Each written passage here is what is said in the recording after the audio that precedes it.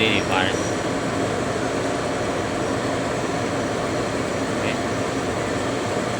ဒီလိုလေးဆွဲလို့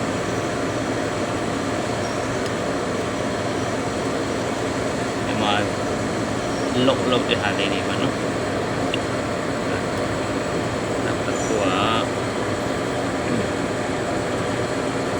ဒီ plastic ကကျွတ်သွားပြီဆိုတော့ easy ပါတော့ဒီလိုလေး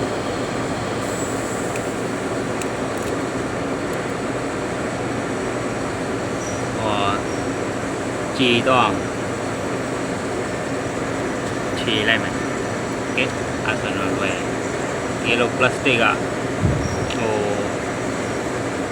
အတစ်တွေဆိုလို့ရှိရင်ဒီလိုလုံးလို့မရတော့ဒီကြားထဲမှာပင်လေးတွေပေါ့နော်သူ့ပင်နဲ့ဆိုလေးကြိုက်မဲ့ဟာလေးထိုးရတော့ပေါ့နော်ပင်လေးတွေရလို့လေးထိုးပြီးမှဒီက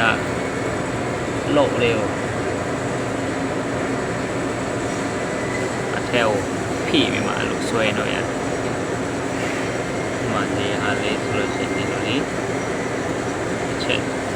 ဒီမှာတစ်ချက်ဒီမှာအဲ့လိုလေးဆွဲโอเคဆိုတော့သူ့နေရာနဲ့သူ့ပေါ့နော်နံပါတ်တွေမှတ်ထားရမယ်ဒါတစ်ပြန်ထည့်မယ်ဆိုတော့ဒီကောင်လေးကိုဖွင့်ထားမယ်